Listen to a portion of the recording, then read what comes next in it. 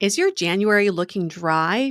Get some lotion, get a humidifier, and better yet, get Drizzly, the go-to app for drink delivery. With Drizzly, you can compare prices across local stores to get the best price on a huge selection of drinks perfect for dry January every single time. Non-alcoholic wines? Have a look. Ready-made mocktails? Grab a straw and order them up. Beer without the alcohol?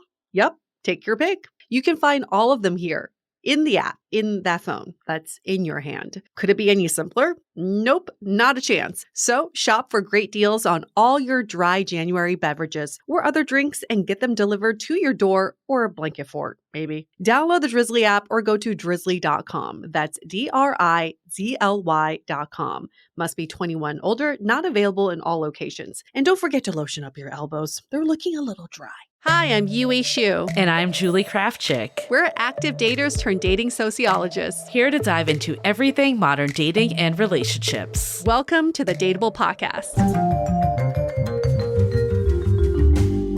Are you ready for some brunch talk today? Our last one of the season. You better be ready because we're coming in hot like French toast. Our season finale of Brunch Talk doesn't mean we're going anywhere. It just means we're pausing the questions for just a few weeks. Yes. Give us a little break. But you can still make sure to send them to us because we will prioritize them once we ramp up again. Mm-hmm. As you know, you can get them in through a review. So if you want to put your question in the body of a review, that will bump you up in line. Or feel free to email us hello@dateablepodcast.com or at dateablepodcast on Instagram if you want to DM us there. And we'll get right into our very last question of the season. The question is, how do I meet more people IRL or in real life? And our listener wrote in and said, I've recently decided to take a break from the apps and want to focus my energy in person, meeting people IRL. That being said, I've gone out a couple of times now and have met 0 people in the process. How can I better approach people? What are some tips or tactics you have? I totally experienced this recently. I went to all these networking events last week and I have so much social anxiety just thinking back to how did I do this before? And I made a point to go to these things by myself just to make myself talk to strangers. And I am in the same boat. Like it is not easy and you really have to be intentional about meeting people when you go out. But it is so magical when you meet people out in the wild. You never know who you're going to meet and you never know if there's going to be a connection or not. So I think the first step is to, before you go out there, is to have an intention. Say, I intend on meeting at least one person today, at least talking to one stranger today. I totally did this the other night. I went to this yoga party with my partner and I was like, we need to talk to at least one person. Like, we can't go to this and not talk to anyone except for each other. But I'm glad that we're bringing it not even to a dating context because it shows how difficult it is, especially when you put the added pressure on of now your heart is attached to this and the worthiness of them responding in a certain way if they're interested in dating you or not. That just adds so much more to the dynamic, which can make the best of us really hesitant to ever talk to anyone. That being said, I think getting out of that mindset when you're anywhere and just looking at it like, hey, I'm just going to open the conversation to this person, even if you think that person is like the most attractive person you've ever seen, just keeping like the bar really freaking low to start with is I'm just going to get to know a new person, because the downside of IRL compared to apps is you really don't know what their situation is. Like, right. Even if they're out and about, like they could be taken. So we need to just go into everything with the understanding of I'm just here to meet a new person. That being said, it's still hard to do that, as you just said. But remembering that everyone out and about, especially if they're in a networking event or somewhere that is kind of warranting that you would talk to other people, they probably want to be approached. Yeah. So there were two tactics I took at these networking events. One was I just felt people's vibe and saw who else was equally as anxious as I was. So I went up to them and was like, hey, do you know anybody here? And the girl I ended up talking to, she's like, no, I actually just trying to figure out what this event even is. So we bonded over that. And I felt like we were each other's buddies. Now it's like once you find one buddy, then you can go out and meet other people. And then we ended up meeting a bunch of other people. And the second tactic, I was just very lucky this happened. Then I was like, oh, this is actually a very good tactic. Is I went to a networking event at a bar. Everybody was in groups. It felt very cliquish. But this one group was standing next to a large Jenga. And I just went over and I like examined it. And they looked over at me and I said, oh, hey, I'm just trying to figure out how I play Jenga with this. And then started the conversation that way. There's always something that you can ask people about or to point out as a conversation starter that isn't as nerve-wracking as going up to a complete stranger and saying, hi, my name is. Yeah. I think also making sure you're approachable, staying off your phone. I've been so guilty of that before. Oh, yeah. That I've gone to an event by myself and just out of nervous energy, I just spend it all on my phone. No one is going to come up to you if you're on your phone. And I like going out on your own, especially if your goal is to meet someone or maybe with one other friend. But anytime you start to have like a massive group, just forget about it. No one is going to come up to you because it's that click vibe that you were just saying. It's really intimidating and hard to break into that. I remember when I did 500 brunches. So some of our very early listeners might remember this because we had 500 brunches as a sponsor and it unleashed all of our Dateable listeners at one time. But I basically had this company and it came out of this feeling of, wanting to foster IRL connections and having that as people that are just, here to meet, whether it's under a dating context or not. Fun fact, Yue and I met at a brunch, but the idea was how do you just have these more organic connections that could lead to more, whether it's a friendship, whether that's a networking connection, whether that is a romantic partner. That's also a fun fact how I met my ex. So it worked. I met so many people from this. You met two partners from it. I did.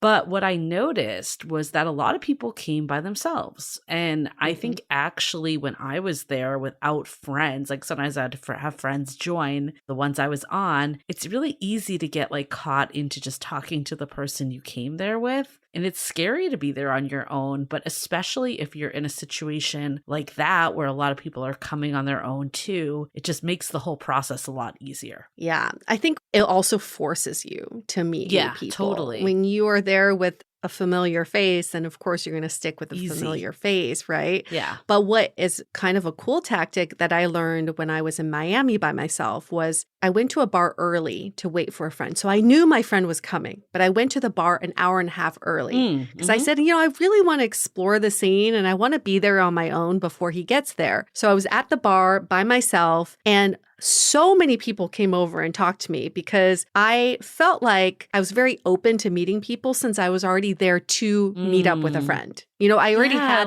the safety net of someone coming. It wasn't like, oh, let's just stay here until something happens. I had an end game to all of it. I like that. And then I just kept my body language open. It was a really fun bar. There was live music. I was dancing by myself. And this group of really cool people came over and they were like, hey, we're just trying to figure out your deal. Are you waiting for a date? Are you getting stood up? Did you just have a breakup? Like they were making up stories about me on the side, which was so funny.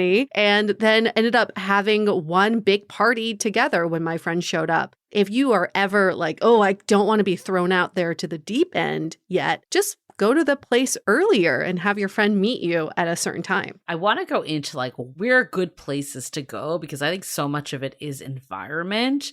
But before we do that, let's talk about like approachability. We kind of touched on it a bit with some of this. Do you have any other ideas? I mean, something that comes to mind, just like, okay, so my partner, he loves band t-shirts. Yes. And whenever we go out, usually guys, but still people approach him and they talk to him about it. Yes. So I feel like the more you can have that's, a hat or some sort of clothing item that warrants conversation, that's like an easy in. to have people start talking to you and, to approach other people too if they're doing that. Is there anything else that you can think of? Yeah, the statement pieces are huge. If you're wearing your favorite sports team, where you went to college, people really relate to that kind of stuff and they will come up and talk to you. Like you said, phones down, AirPods out. Yeah. Definitely have all the technology away from you. I've also noticed approachability is in the way you smile.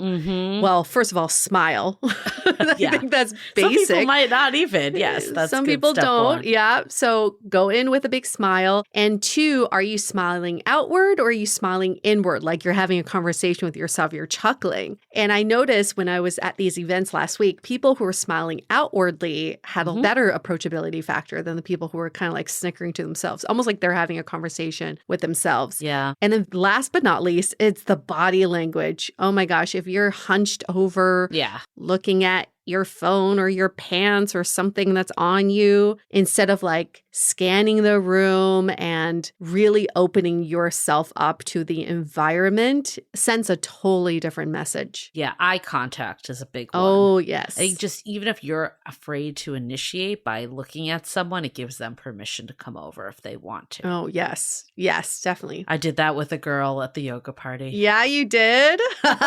It's so hard. It's so hard. That's why I'm like, I totally feel people on this. Like, I think it's so difficult. And I've never been good at this. This is something that has always been a challenge for me. So I feel the listener that wrote in on this. I would say like 80% of people probably find this very difficult, or maybe even higher. And you're a very extroverted, social person, but it's still really fucking hard to talk to a stranger. I've only had a date from like a random person I've met, either if I've been blackout drunk or they've approached me. And usually it's the both. Like one time I got asked out when I did karaoke, but I had a few beverages before I got there. But I don't think there's ever been a time where I've like approached someone and then got on a date with them after. I've definitely met people through friends of friends. Like I've dated people that way. But honestly, that even a lot of them took time to develop. Yeah. Or if I did meet them, I didn't even realize that I was like hitting on them at all. Like with my ex that I met from 500 brunches, I remember him being like, oh, you were sending me the signals. And I was like, I was? I'm like, I am interested, but I didn't realize that. Like I wasn't doing that intentionally. Like that was just a byproduct of it. Yeah. It's hard. Yeah, it's really tough. I do want to go into like where are good places to go. But before we do, let's take a quick break to hear from our sponsor. This episode is brought to you by Recess. You all know we love the idea of a hashtag sober first kiss. And Recess Zero Proof Craft Mocktails make the opportunity for sober chemistry even easier. It's the perfect drink for those alcohol-free moments with fun flavors like the Recess Lime Margarita, Grapefruit Paloma, and Watermelon Mojito. Recess Zero Proof Craft Mocktails are a guilt-free way to unwind. Made with real fruit, only 25 calories or less, and infused with functional ingredients.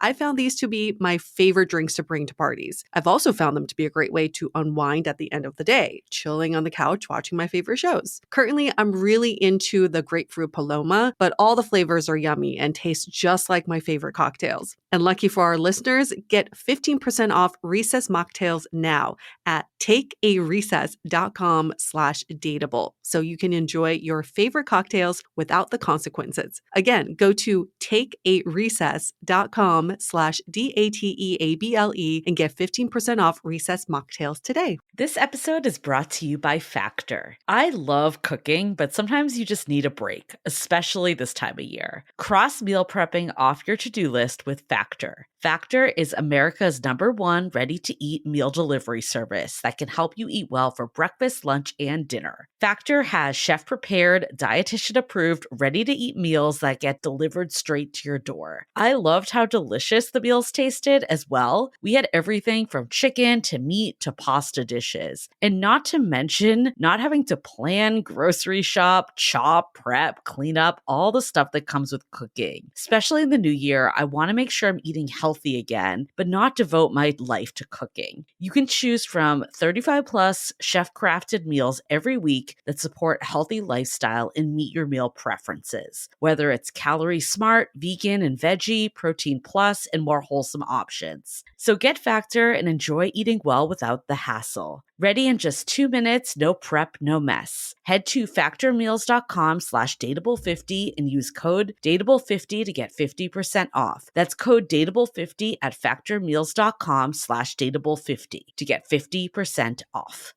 We kind of covered approachability, where you go, because I think where you go actually matters a lot too. So important. Yes. Like I said, I'm still a firm believer of anything that is like, I mean, friends of friends is a given, right? I'll say that first and foremost. If there's a house party, if there's like a picnic or a brunch or anything that you know there's going to be people that you know are connected to your network, but aren't like people you know well, go. I feel like that is the easiest way to meet new people, hands down, because you don't need to make these like awkward interactions. Like someone's just going to be like, oh, hey, you know, my friend Yue, like it's easy. So I'd say that first and foremost. If that isn't available to you, whether you've run out of people or you're just in a situation where you don't have that at your disposal, I think going to like anything that's like a repetitive group is really good. Like if there's like some sort of pickleball group or hiking group, it has to be relevant to your interests or you're going to burn out real fast and you're not going to go.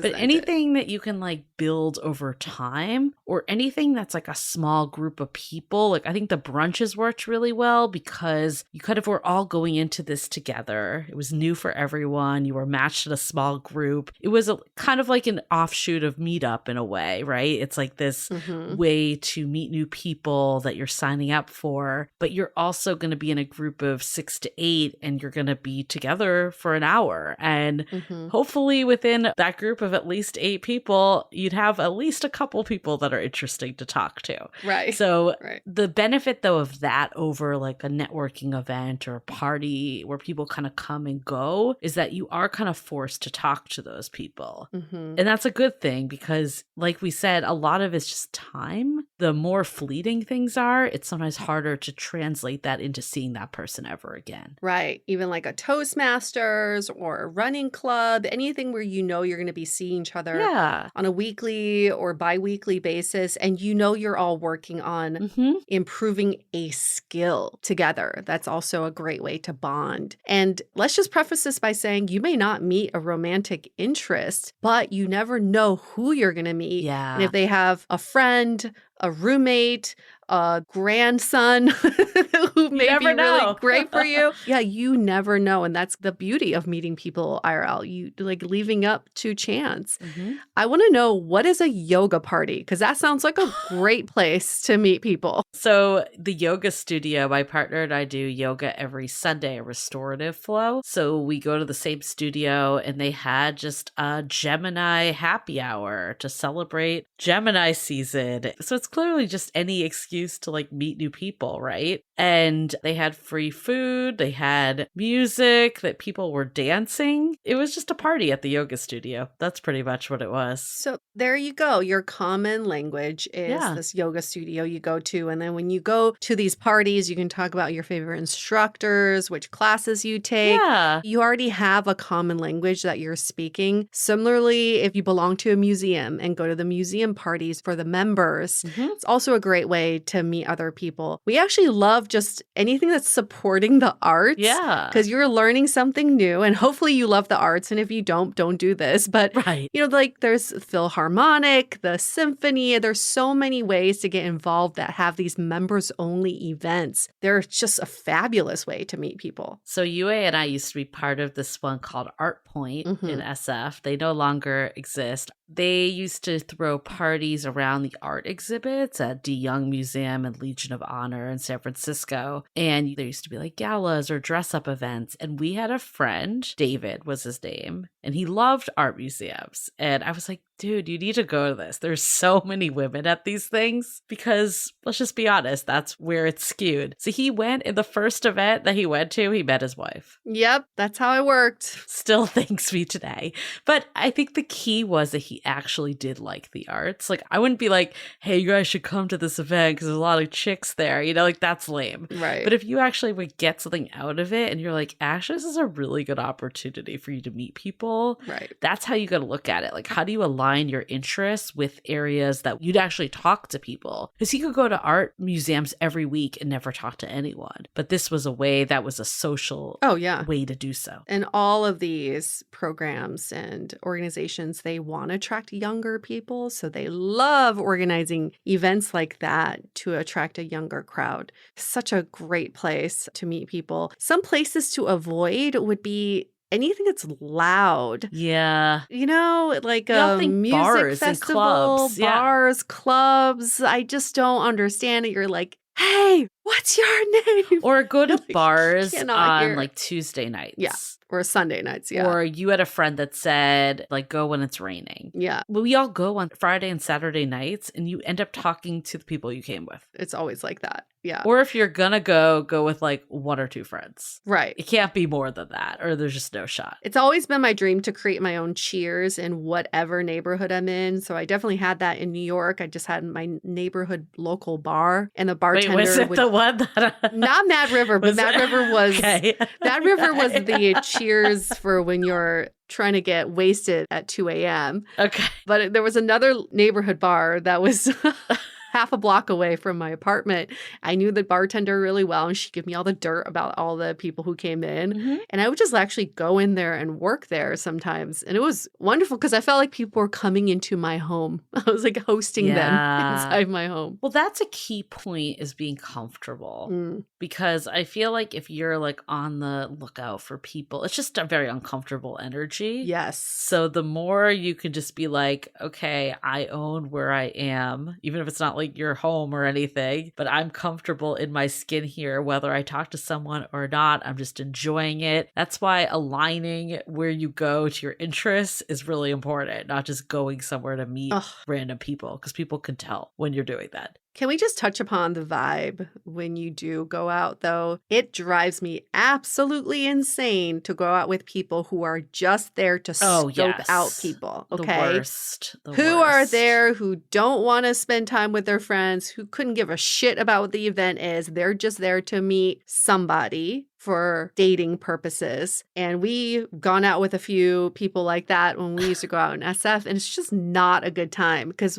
you're giving off the vibe that you're real thirsty. Yes. And you're just there to meet somebody to go home with. So that's not a great vibe. And then for your friends who are there with you, they're like, hello, am I here? Do you care? Absolutely. I think anytime you're like positioning yourself to attract people, like, we're not saying don't like go up to people, but you don't need to be like, I'm going to stand in the center of this bar and pick up the magical energy. Like, stand with me here. It's just so awkward. So no, that's a really good point too, because I'm all for meeting people in real life. One of my biggest pet peeves is when people are like, I'm on the apps, or I'm going to meet people in real life. Do both. Just do both. Like, it doesn't need to be this big declaration. Yes. You have many ways. Like, who knows where your person's going to come in from? Why limit your options? Make it a holistic strategy. But I think when you go out with such intention of meeting people, that's when it's set up for failure a bit, because when that doesn't happen, you get really like depressed about it. And that's like when we get these messages like, oh, what am I doing wrong? Like, I can't meet anyone. It just needs to be natural. Like, that's the only bit to it. Like, just approach people like you're just trying to meet a new person. Whatever happens, happens. And I know it's easier said than done, but the less pressure we can put on every interaction, the better. That's another reason why I think not being off apps just to be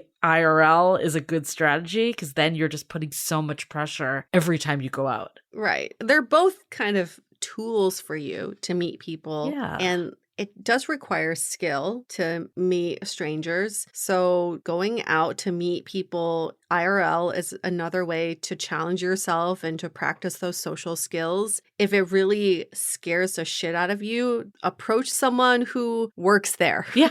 Let's They have to talk to you. They have to talk. Approach the people who are paid to talk to you first, and then maybe they can introduce you to someone. Yeah. Don't go beeline for the person that you're like super attracted to. Start with the people who are paid to be friendly and to talk to party guests or whatever. That's always a great way to do it. And set these intentions for yourself. 1 is, I'm going to meet someone new today. 2 is, I'm going to have a good time. And 3 is, I'm going to learn something new. That's it. Yeah. I love that. Start small. I think even just giving yourself points if you just initiate a convo. Like, I love I'm just going to talk to one new person today. That's it. That's it. 1. It doesn't need to be like, I'm going to meet the love of my life tonight.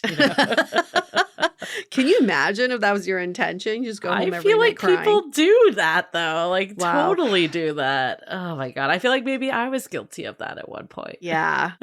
Well, sorry to burst all your bubbles, but the chances of that is pretty low.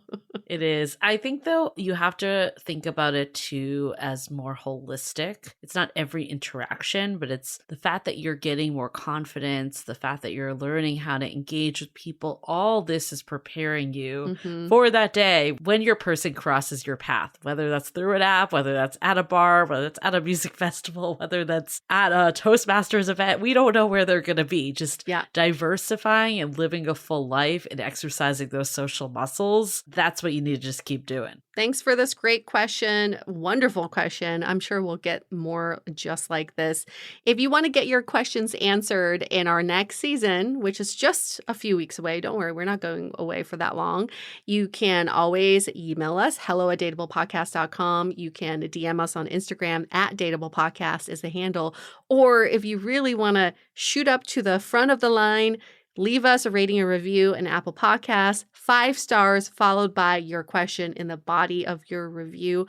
That is guaranteed top of the line, front of the line, however you want to say it. But you are first, okay? You are prioritized. And we're not really going anywhere. We said this on an episode a couple back that we're on our off season, which we're now calling our on season. Basically, it's a continuation of our wonderful podcast. We just explore different content. And, one of our favorite things to do is interview each other. That's been a crowd favorite for a while. So make sure to check in this coming week for just the typical standard programming. And we'll be back with Brunch Talk next season as well. Well, I'm not going to say see you next week for Brunch Talk, but see you on the pod. See you next week there. Bye. The Dateable Podcast is part of the Frolic Media Network. Find more podcasts you'll love at frolic.media/podcasts. You can follow us on Instagram @dateablepodcast and visit dateablepodcast.com for access to all the episodes and our premium programs. Also, make sure to subscribe today if you haven't already on Apple Podcasts, Spotify, or your favorite podcast platform, so you are the first to get all the latest episodes. And most importantly, stay dateable.